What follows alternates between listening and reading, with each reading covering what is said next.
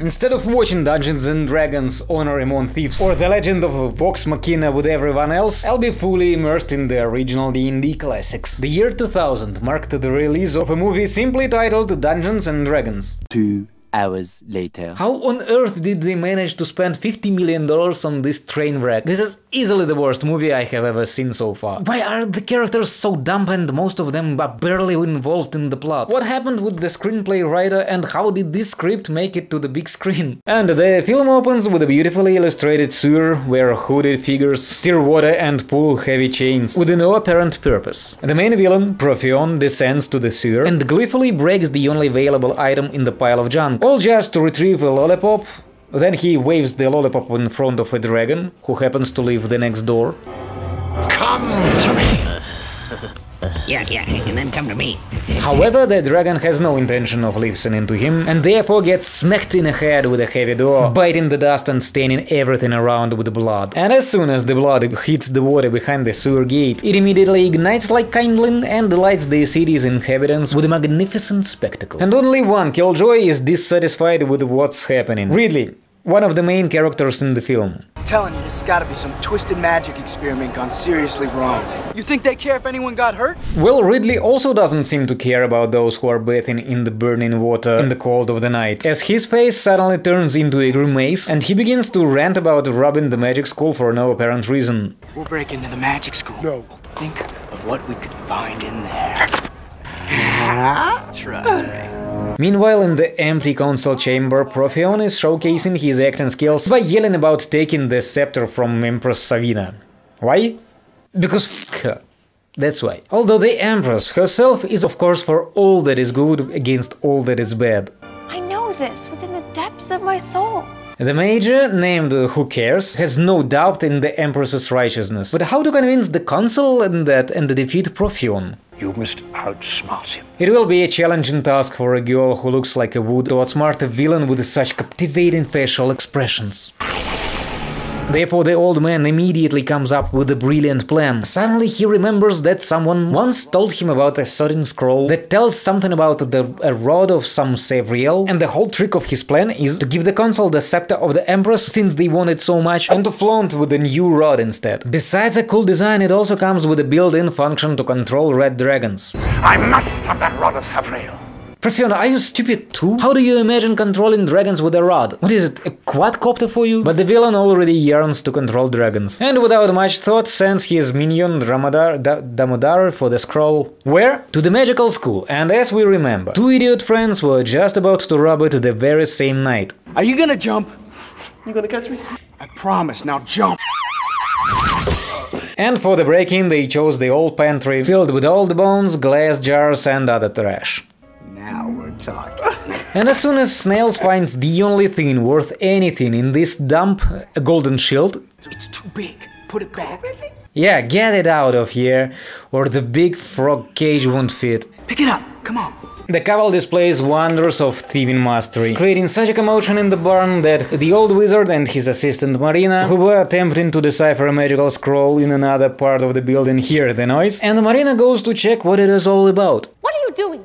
So we're The cleaning crew. We're thieves trying to rob us. The cleaning crew version seems more plausible to me. I would allow them to take out all the junk from here since nobody else seems to bother doing it. But Marina ties up the clueless pair and makes them follow her from one room to another until she stumbles upon Damodar. The guy broke into the library to initiate the wizard into the knighthood and casually retrieved the scroll for his master, of course. But the mage doesn't want to wear the torn cloak. He skillfully throws the scroll to Marina, and together with it she rushes and escapes through the opened portal. Damodar and his soldiers take their time slowly walking towards Marina, who dives head first into a pile of garbage and starts annoyingly screaming together with Snails, who also starts to be annoying at this point. A homeless guy crawls out of the garbage heap and immediately gets shot in the forehead by Damodar. Dude, why are you shooting at a homeless guy? You need to catch Marina and she is standing nearby but far enough away not to be confused with a red bearded gnome. The gnome kicks the sniper and immediately jumps back into a pile of garbage, and it turns out that behind it is hidden a water park slide. So our company happily slides down, while Damodar whispers orders to his soldiers. I want them found now. Well, in this case I suggest you start running already. You have every chance to catch clumsy librarian. But no, Instead, the soldiers turn around and walk away to draw flyers with Marina's face. So now she stands leaning behind a cart in the middle of a square, surrounded by people and soldiers. What are you looking around for, Masters of Conspiracy? And here, just like me, you probably think that Marina will ask Ridley and Snails to help her to find the road or whatever the plan is, but surprisingly, it is another way around. They are practically begging Marina to let them assist her. Alright, come on. All three of them, including the Hobonom, are motivated to get involved in who knows what for who knows why. Though their enthusiasm fades away as soon as Marina feeds the gang in the nearest cafeteria and explains that the task is to save the Empire. Empire? Who cares about the Empire? Yeah, well, have you ever heard of Honor Amongst Thieves? Yeah. The movie is just coming out in theaters. That is just the sort of half-baked, illiterate drivel. That's it. We're out of here. Come on, Snails. I thought you were leaving. And I think that what happens next is the most random shit. Ridley suddenly changed his mind about leaving, and it turns out he can decrypt codes that were beyond the wise wizard's abilities. Moreover, the scrolls make people literally immerse themselves in reading, and no one around notices a couple of people diving into the table. Snails instantly forgets about everything and just tries to hit on some chick at the bar. Slowly and leisurely, Damodar enters the cafeteria with his soldiers. Gnome Elwood shouts "Perfect!" And this somehow triggers the free-for-all deathmatch in the bar, with everyone attacking anyone, including the guards. What was all that about? Snails with the dwarf run into the forest, where Marina and Ridley suddenly pop out of the scroll in the middle of a heated conversation. It turns out that now the company needs to obtain a dragon's eye from the Master of Thieves Guild in some city. After that, carry it to the temple where the rod is located. Your damn mind. Snails isn't thrilled about the plan, especially since he believes that Ridley only wants to go along with it because he is horny about Marina. No. So Ridley has to lie to his friend again. So use her to help us get it, and we'll take off. In the needed city, Snails immediately identifies the most inconspicuous thief of the townspeople and believes he knows where the guild is. Therefore, he immediately sticks to Ridley, and together they secretly follow the purple guy. But why following the guy when you can just... Listen, we're looking for Esteemed Guildmaster Xylus. And now you can discreetly follow him with the boots on heads. The party arrives at the shopping center, having lost the dwarf somewhere along the way. They are again met by a third-eye talkative person. Like I said, outsiders not appreciated. For some reason, Snails get separated from the duo, and Marina with Ridley are taken to see the main boss, because that's what happens to those who are not appreciated. For the pleasure's all mine. See?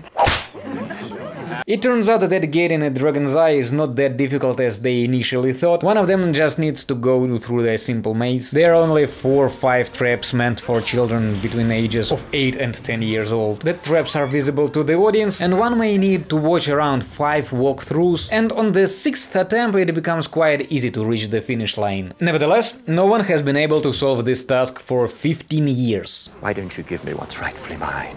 What about Honor Amongst Thieves? Where did Snails return and where has he been? Where's the dwarf again? And what is his role in the plot? And here comes our leisurely friend Damodar again. Who the hell are you? Who the hell is he? Who's that Pokemon? Who the hell are you? It's Slowpoke. You must be joking. I never joke when mages trespass in my guild! And how do we get out of this encirclement now? Ridley comes up with a great idea. To set fire on an ancient scroll and see how many seconds it will take to turn it to ashes. Although it turns out that the fire is not a problem for the scroll. The soldiers don't do anything to our heroes either. Everyone is standing and waiting for the thieves to attack Damodar and his friends. Now Marina pretends that something is holding her while she is crawling on the empty floor. Damodar steps next to the scroll, not on it, but pretty close, and now Marina cannot move at all. The villain takes her away while Ridley and Snails deal with the helpless soldiers. You get the dwarf, I'll get the girl. But he isn't to catch even the slow Damodar, and the only thing left for him to do is to stand and shout.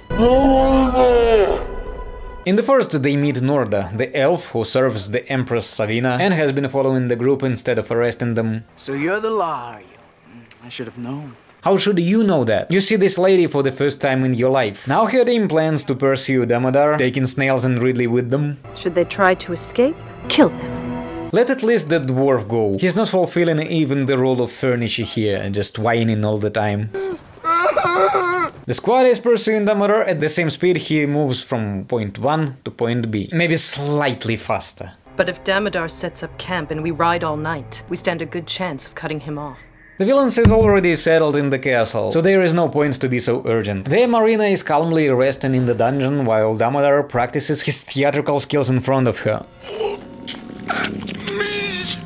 After yelling enough, he extracts all the needed information out of her head directly. I can suck the information I want.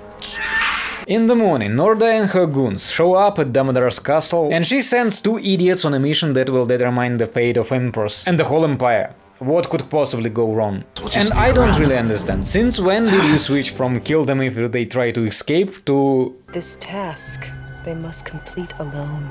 However, Damodar's soldiers are even dumber than the main characters. These guys, for example, leave their posts and rush away as soon as they hear any rustle in the open air. And once our heroes sneak into the castle, Ridley and Snails decide to go separate ways. It's always a good idea to split up and hope for the best when you're in an unfamiliar, huge castle surrounded by enemies. But how can we blame Ridley, let's be real? Who wouldn't want to get rid of Snails as soon as possible?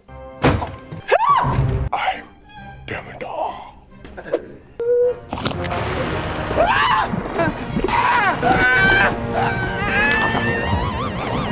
As for Ridley, things always seem to work out in his favor. He effortlessly descends into an unguarded dungeon, unlocks the first door he finds with some keys that appeared out of nowhere, and voila! So what's the big deal? What the f are we doing out here? I asked you, what in the f are we doing here? Hell, this is exactly the room where Marina is resting. And Snails also is doing okay. He calmly and slowly hides the scroll in his pants, while Slowpoke stands there staring at him, and then he just runs away. And this is not a hard task. Damodar can't run, but Snails can't handle it even with this huge advantage. Instead of heading to the fields, he traps himself in a tall tower, even though they just came from the dungeon. But even now, Snails still has several options to escape, with the simplest one being to just go around the Damodar and flee. The villain is so slow that you will even have time to mock him on your way out. Instead, the super genius chooses full contact. Luckily for him, Ridley and Marina arrive just in time with a simple plan to save the fool. Where's my dragon's eye? Let him go first, and it's yours. Damodar is already falling for the obvious trick, but Snails seems determined to win the Darwin Award. He makes unnecessary and sharp throw of the scroll in the dirt, and I think that even the movie's composer is relieved we won't be seeing Snails anymore.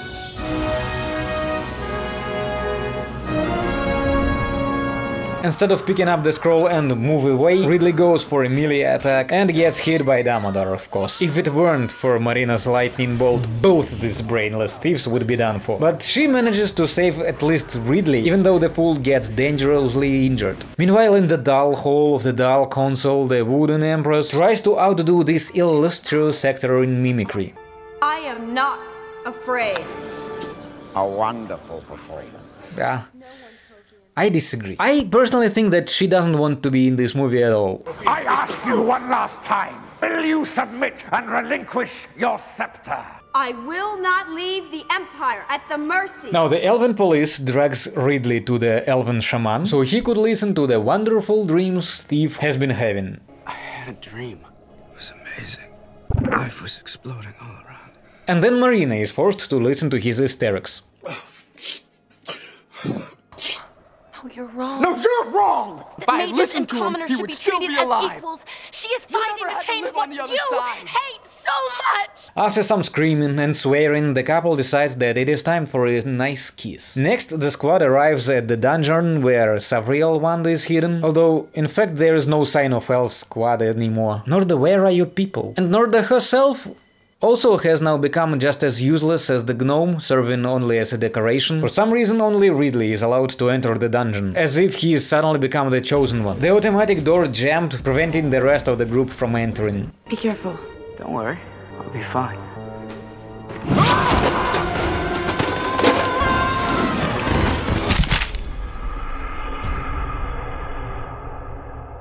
Ridley easily enters the treasury and simply takes the wand from the skeletons of Savriel. The skeleton doesn't really mind that some idiot thief is taking it away from him. And as Ridley effortlessly again climbs back, he's met with a surprise. Since Norda's squad has left who knows where, the party was captured by Damodar and his soldiers. Now it is a good time to fool this moron again and promise to give him the stuff after he releases everybody. But now it is Ridley's turn to be an imbecile and fall for a cheap trick. Don't hurt her! Then give me the rod! And you'll release them? You have my word.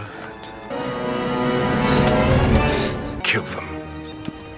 Slowly. Although the slow killing doesn't seem to work out, the party suddenly remembers that Damodar's soldiers are also furniture, they can't fight, so the heroes easily beat them up while Damodar, completely ignoring it, slowly moves towards the portal. Without wasting any time, Ridley jumps to the same portal right after him, and now the climax is coming and I don't know how to feel about what follows. On the other side of the portal, at the capital of the Empire, the Empress riding on dragons attacks her console tower. The parliamentarians are trying to defend themselves with a little success, and the advantage clearly lies with the Empress, until Damodar arrives through the portal and gives the Red Dragon reboot control to Profion. Then he stands surrounded by magicians by the villain, reveling in their success. But now Ridley emerges from another portal, even though previously they entered the same one. And earlier those things teleported people at the same time to the same place. What makes it work differently now? The magicians and Profion suddenly disappear, and now Ridley and Damodar are engaged in an electric sword fight. And since Damodar is extremely slowly, Ridley easily takes care of him and sends him flying off the tower. La vi con otra paloma. Me voy a matar, mi último wee. Wee. And while Profion makes faces and screams in the air, there is a good chance for a rock to sneak behind him and chop off his head. But instead he just mindlessly pushes him in the back, and only when Wizard is fully prepared for the fight, he gets surprised and begins to sway his sword. The fight would have ended right there, but Marina shows up in time again and knocks the wand out of Profion's hand. Then useless furniture appears behind her and immediately lines up along the wall. Ridley grabs the wand and breaks it, and then the Empress charges in and commands her dragon to eat Profion. That's it. Thank you. Why is she thanking the dwarf? What did he even do? The entire group, all they did was giving the wand to the main villain, and it almost cost the Empress her life. She was perfectly capable of handling the bunch of old men on the tower with her dragons. Anyway, everyone lives happily ever after, except for Snails, of course. Well, I guess I better get going or I'm gonna miss my own knighting ceremony. Ridley the Savior. Can you believe it? Can you believe it? And you don't have this title, do you? Nah, all you have is poorly drawn name on a pile of rocks, and even that fades at the slightest breeze. What's happening? Do not question. Fine, I didn't even care. The important thing that the movie is finally over and we can wrap this up. This was awful. I really hope that Dungeons and Dragons Honor Among Thieves will be much better than this. Till the next time, cheers.